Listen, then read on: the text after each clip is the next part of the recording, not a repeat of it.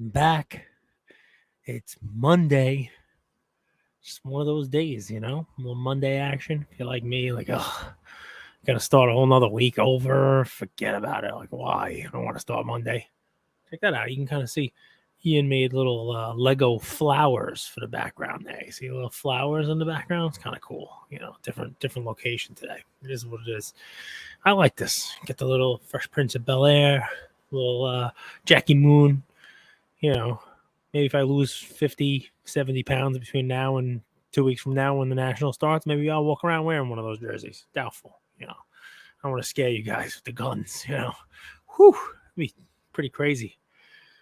Come in here today, have some fun. I went to a show yesterday with my son. Also, broke on drip. You guys were able to watch that on the lives. It's on YouTube if you haven't seen it. Long, couple of Bowman's Best University stuff out there. Opened some boxes, sold a few, opened some. Ian even made some sales of his cards at the show we were at and wanted to buy boxes of it because he saw folks opening them. Paid more for boxes than I actually sold them for on Friday. If you could believe that stupidity. Sold boxes for 110, paid 125 at the show. Typical. It's kind of me. That's kind of like that. That is me in a nutshell in the hobby. Pick up boxes for $110 from my LCS, offer them to you guys for 110 on drip, lose a couple bucks in fees, and then take my son to a show where he buys boxes that I had for 110. He pays $125 for them. We're broken. We're a broken family here. We're like the Roys in Succession, I guess. I don't know what that makes Ian, and I definitely makes me the boss, I guess. The boss, the idiot. So we got some fun here. I can tell you about the show. I can tell you about what I saw at the show. I can tell you about kind of the feeling at the show. I will tell you again. Interesting. I'll tell you my own fun psychology from my son, and maybe I need to do a better job on this also. But at this show, local Holiday Inn, if I had to guess, 100 tables, probably less than 100 tables, maybe, between 60 and 100 tables. I didn't count.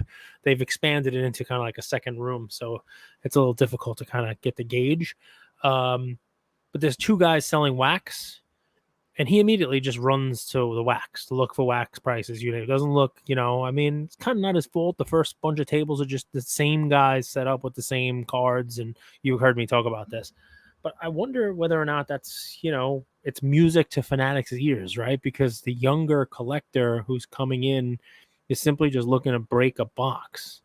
And I thought about it. I thought about it for a little while because, what I said to my son was, if you want to buy a box for $125, you have to move some of your inventory. It's a lot of the same inventory from cards we graded even a year or two ago. And he walks around with the same stuff. People are interested in some of the cards, but he's usually a little tougher on price. So, of course, he walks around. The dealers, no interest. No interest at all.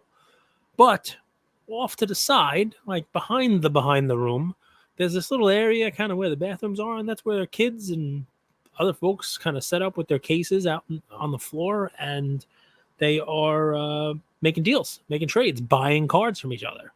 And it was fun watching Ian deal with a dad who had his younger son there. The younger son was kind of showing off, hey, I pulled this out of a pack. To Ian, who was in that deal, the older kid. And, he sold some cards to that guy's dad, some Pokemon stuff.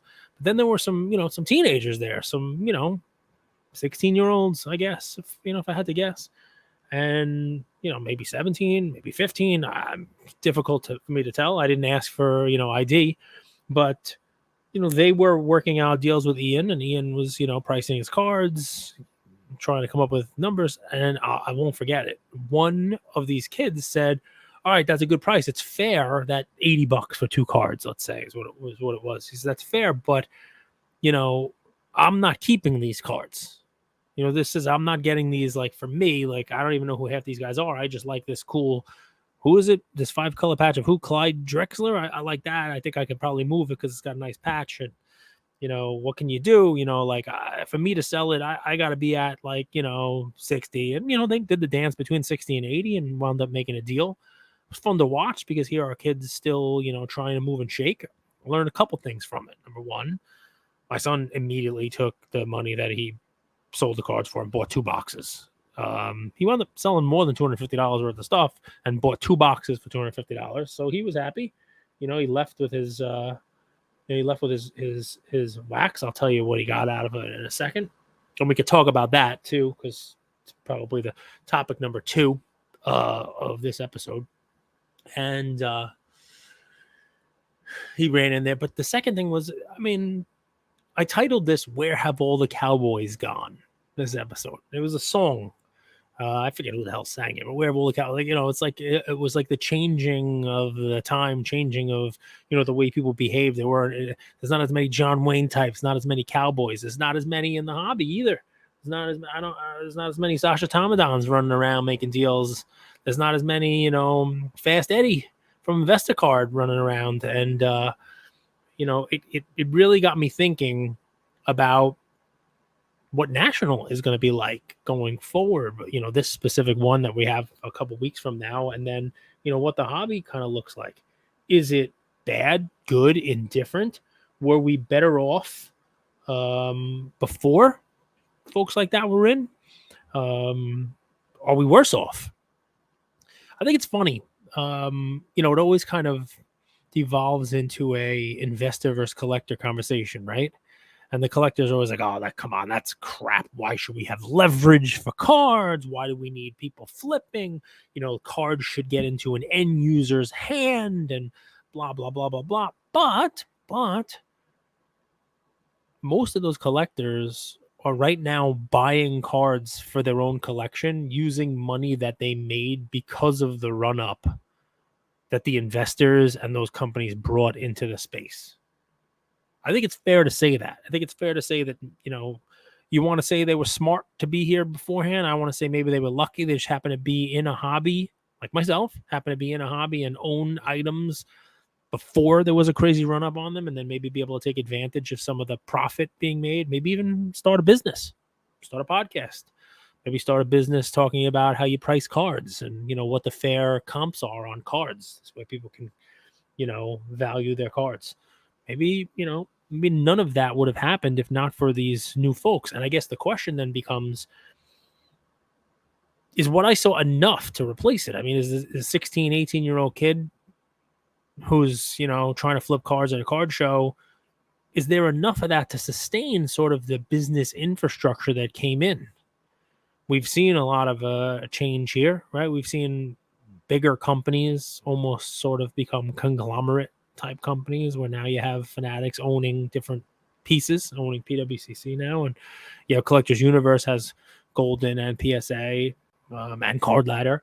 I wonder whether or not we're going to see that continuing and how that impacts the National. Right now, I think you're already going to see less companies that were prominent there. You won't have a collectible booth, right? They were right there, corporate side, had booths and tables and the whole deal. You're not going to see collectible. That's just one company. There are plenty of companies. I'm sure InvestorCard is not setting up to do loans.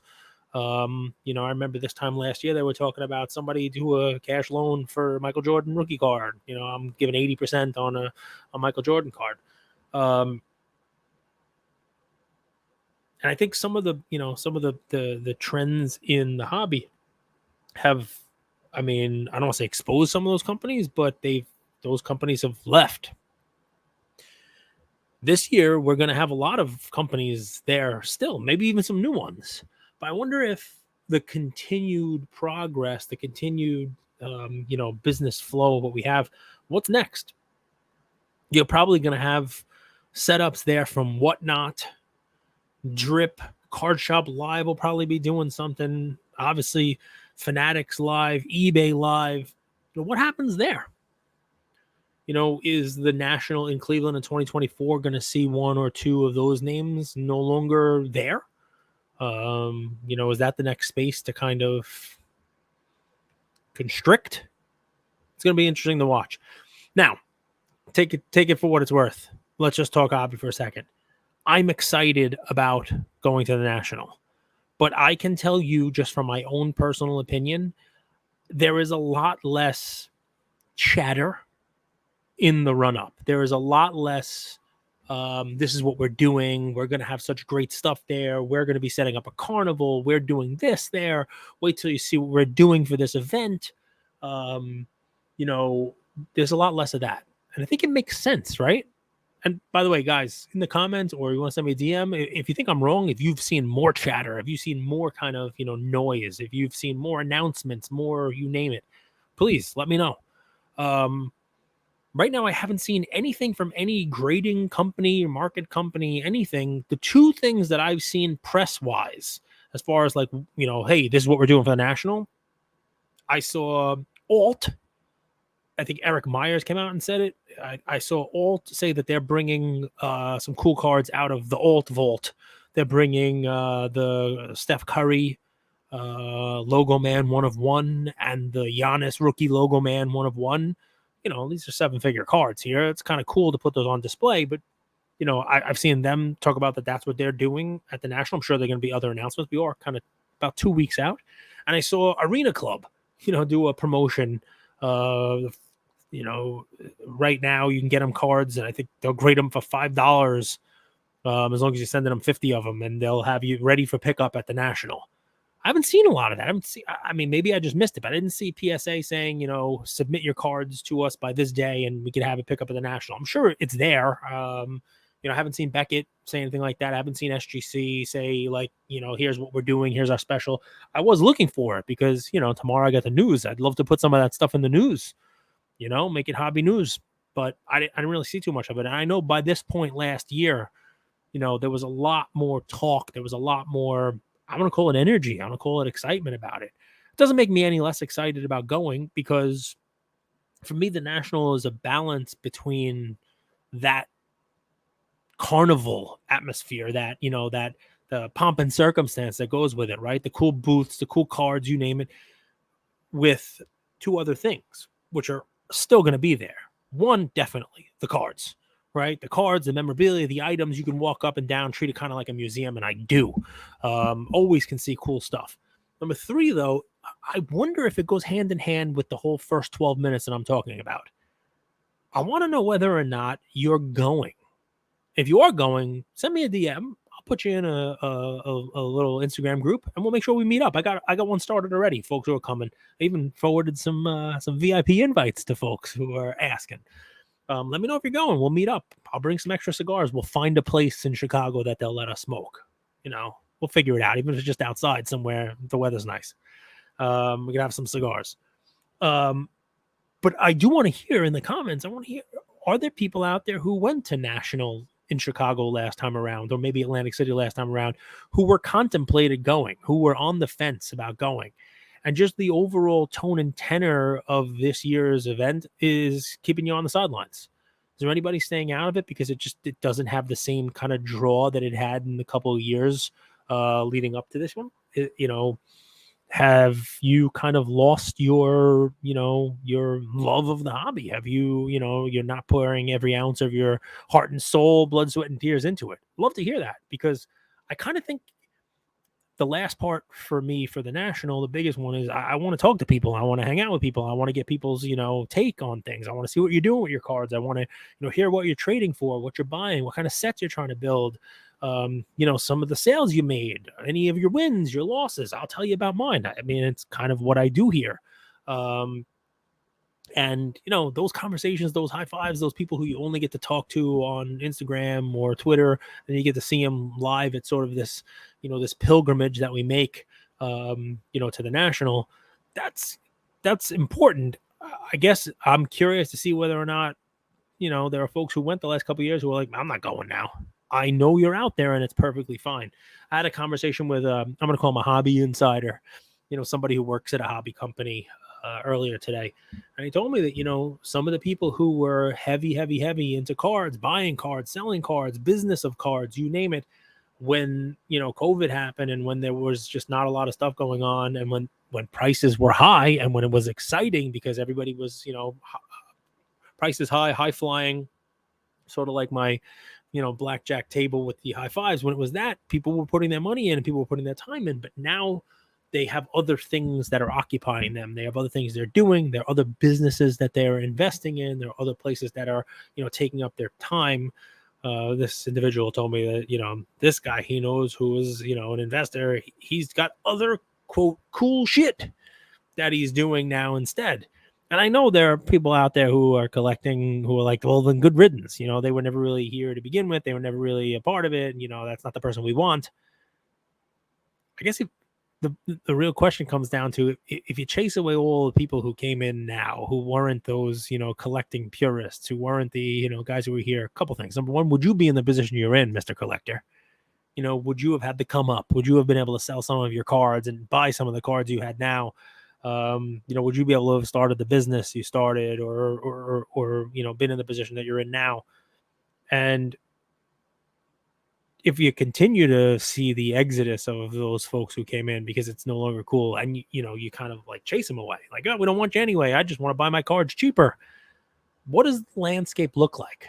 What does national look like? What do shows look like? Who's investing in companies? Who's putting money into the tech? Who's putting money in to compete? Or is it just let them go? The cards will be made and nobody cares. Fanatics will do what Fanatics is going to do. Is that really, what we want? I'm asking, right? And I think I'll get a better read on it at National. We'll see what it's like and see who's there and who's not. And I've sent out a bunch of hobby check-ins myself after that episode. I try to put my money where my mouth is, right? And if I ask you guys to do something, I try to do it myself. And a lot of people didn't respond. Yeah. And if you look at some of their pages, they haven't posted since April.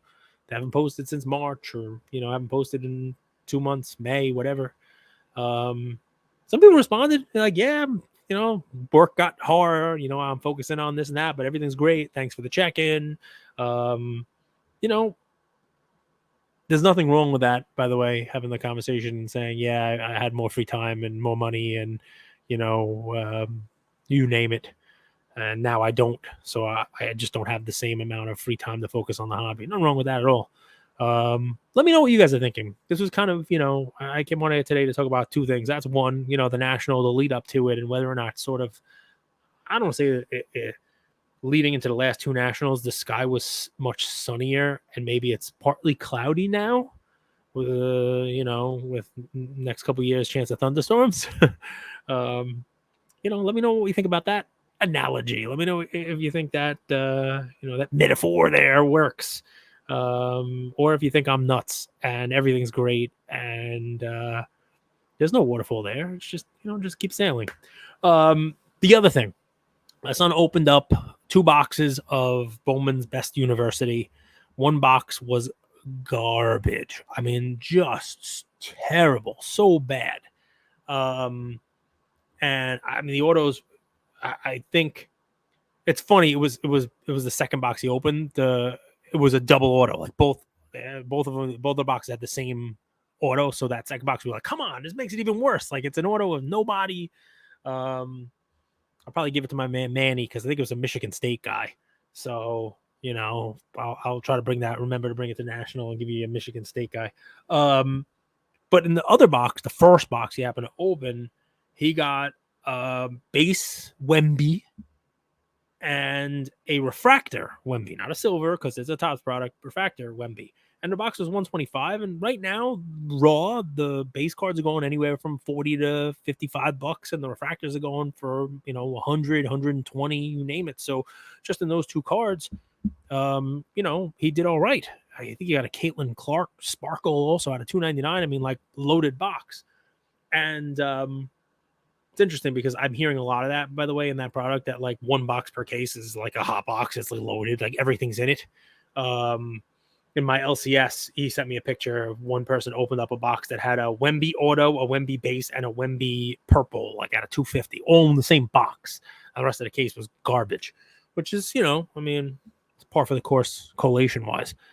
But I guess the question becomes, what do you do with the card? What do you do with that Wemby Bowman's Best silver refractor? And I have the question for myself. I mean, what do you do with the base cards? Of course, my son wants it. I mean, it's the first Wemby card he ever got. He wants to keep it.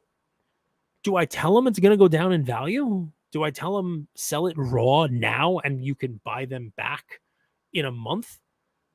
Because I'll tell you my take on it, right? And maybe I'll take him the national. I don't know exactly what to do with him, but there was one thing I do know. He's already had Inception, which had like a redemption in it. He's already had that Bowman University Chrome, and now I think it's the third product that his stuff is live in. And in all of those products, it's not even a card with his jersey yet, which means there will be a hoops and a Donruss and a, whatever the hell else comes out of him wearing his Spurs uniform. Because he's already played now, as I record, there's 2 games. I gave him a hard time in the story of the first game. He didn't look so great. Then he went out there and dropped 27 with 12 and 3 blocks and looked a little bit better in a team loss. But the games don't really count, obviously. They don't really, they're feeling stuff out. It's like preseason football. Looked better. He didn't look as timid. He didn't look, nervous. He didn't look kind of like starstruck. I think the season's going to be hilarious because in the very beginning, it's going to be every game he's under a microscope, magnifying glass watching. Is he the second coming or not? And that's kind of unfair.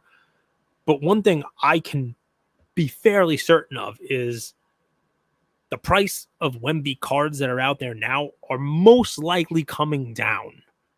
Because part of what's propping them up is that there just isn't enough of them to go around for the demand, and that is going to change, right? So what I'm going to try to convince my son today is I don't know how we get, I don't know if there's a fast track grading, if it's PSA or Beckett or, whatever, or do I bring them to national and try to get them graded on site? Are those cards really worth the price of on-site grading? Probably not. Do we just sell them raw now? Because the lesson of the Mac Jones Donruss card has to be learned over and over again. The lesson of the LaMelo Ball Hoops card has to be learned over and over again. People want to get the card of the guy, of the hot player, and there's a lot of people who want it. And when the cards start being made, there's not a lot of cards. That's why the price is there. But who knows how many more Bowman, products are going to come out? Maybe there's like one every other week, and then eventually there's going to be, you name it, Panini is going to be making way before Prism or any of the other stuff comes out. I'm not even talking about autos. We'll deal with autos when we deal with autos. I'm just talking about his regular card. And the fact that a Bowman's Best University card, I'm not crapping on it because I have 2 now to try to sell, right? Bowman's Best University card where he's not even in an NBA uniform. And it's not the first card of his, not the first release. And it's definitely not, a high-end release. The fact that those base cards are selling for between $50 and $60 or whatever it is, I think there's only one way those can go, and it's down, no matter what he does, because there's just going to be more and more supply that comes out this year. Look at Ohtani in 2018; they just kept making more and more and more different versions of his rookie cards, and they're all doing okay now. But he's pretty damn good. Anyway, my 2 topics here. A lot of the Cowboys of the hobby have left. I won't fill that void. I'm not a Cowboy. I pretend I am every once in a while, though. But is the hobby better off? Worse off? The same? Different, but all right? Where do you think it's headed? And has the kind of the change in energy, have you seen that same change in energy that I'm talking about here? And has that impacted your take on the hobby? And, are you sitting out the national because of it? And then Wemby. If you had a Wemby card right now, refractor base, whatever it may be, what would you be doing with it? Would you be trying to do a quick turnaround on grading somehow? Or would you just be unloading it as fast as you put it up on your Instagram story or, Rick Probstein and get it sold? Tell me. I'm curious. And I might use your help. Take care, everybody. We'll talk to you soon. Stay tuned for the news. It should be a fun one tomorrow. Talk to you soon.